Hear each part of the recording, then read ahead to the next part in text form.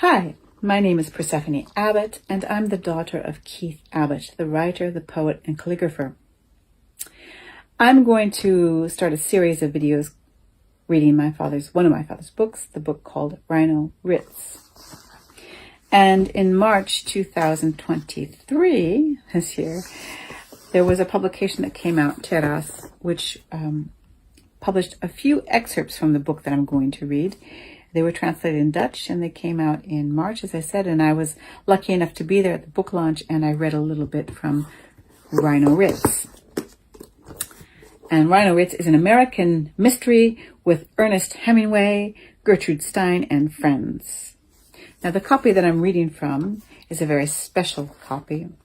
It was dedicated to my grandmother, my father's mother. It reads, "This copy is for Mom, the first hardcover dust jacket book of my career. Love, Keith." The story of Rhino Ritz is the following. The classic American authors are immortal and living happily ever after in Paris, recently relocated in downtown San Francisco. Then Sjoerd Anderson disappears. So it's a rather funny thing, the locations are switched. So San Francisco is Paris and Paris is San Francisco. So Sjoerd Anderson disappears. Ernest, quote-unquote, Rhino, Hemingway, and F. Scott, quote-unquote, Ritz, Fitzgerald, formed the Rhino Ritz Detective Agency to track him down. The plot heats up when Gertrude Stein and Alice B. Tolkas are abducted by Japanese terrorists who force Miss Stein to write their communique, which no one understands. In the end, after many misadventures, our heroes stumble onto a sinister conspiracy involving the future of American literature. I'm going to have to explain a little bit what happens in the first section, so I'll just do this every video. And there's a character that comes in quite quickly, who is John Valia. And John Valia was a poet. He lived in Oakland. He was the manager of Mama's Royal Cafe on Broadway in Oakland. And I remember him quite well. He used to come over quite often. He was good friends with my father, and they would sit and chat and laugh and so forth. A little bit about John Valia, aka Nestor Marzipan. That was his writing name. And when I looked on the internet, I could find one book available, and the book's called a collection of poems.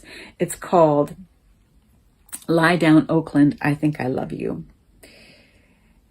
And in the back of a collection of poems called Poetry for Sale, there is a biography of John, a little bio. So John Valia, aka Nestor Marzipan, was a brilliant graduate of St. Mary's College with a master's degree in classics. John then declined a Stanford University scholarship for his doctorate degree. John died in 1988. His wake was an ongoing parade of people from homeless street drifters to corporate lawyers and San Francisco high society types. In 2014, John's startling aphorisms and rich wit were celebrated as Laszlo Meringue, a character created by cartoonist and scriptwriter Mimi Pond in her hit graphic novel Over It Easy. And actually, I read Over It Easy. And the following, the customer is always wrong. Mimi Pond was a waitress at Mama's Royal Cafe. And so she writes about that whole time. It's quite a wild time in the 70s, early 80s, I think, where the lifestyle of people is not a settled one. Let's put it that way. And in the second book, there is a character named Persephone, who is Laszlo Meringue's daughter. Now, John Valia had a daughter about my age, a little bit younger. And her name was not Persephone, but my name was used for this book. So going back to Rhino Ritz, my father took me, there was a traveling museum show of Huang Gris that came through, and my father took me to see it. And I can hear one of his references in this first part of Rhino Ritz to the Cubism paintings. So, Keith Abbott, Rhino Ritz, An American Mystery. It was published in 1979. I was about 12. I remember reading this book about then and not understanding a lot because it has a lot of references to famous authors that I obviously hadn't read when I was 12. However, it did make an impression upon me. And at the end of this series, I'm going to read a little bit of something I wrote when I was 12 that has a reference to this book. But the book was published by Blue Wind Press, and that press was owned by George and Lucy Mattingly in Berkeley. There's an author's preface. I'll read that. All of the characters who are famous and might successfully sue me are dead, so they won't. All those not dead are friends, though sometimes their names have been used independently of their actual bodies. Sometimes too much beauty can ruin a book. Any living persons reading this book are coincidental. There are certain plots in it. This book is for George Mattingly. The next page has a quote on it by Oscar Wilde. "It's an odd thing," said Oscar Wilde, "but anyone who disappears is said to be seen in San Francisco. It must be a delightful city and possess all the attractions of the next world."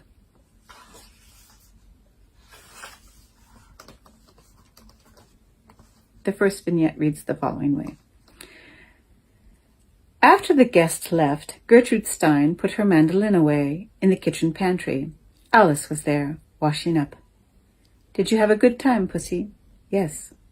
Gertrude looked at the mandolin in the pantry. Somehow the bank of wine glasses behind it was very attractive. "I'm going to write some tonight." "Very well. You're not sad?" "No." "You seem sad." "No, I'm not sad." "But not happy?" "Yes." Gertrude walked out of the kitchen and into the front room. She jerked open the door leading to the hallway, but no one was there. Why did she think someone was there? Only a short white shelf with a brown oak door at the end.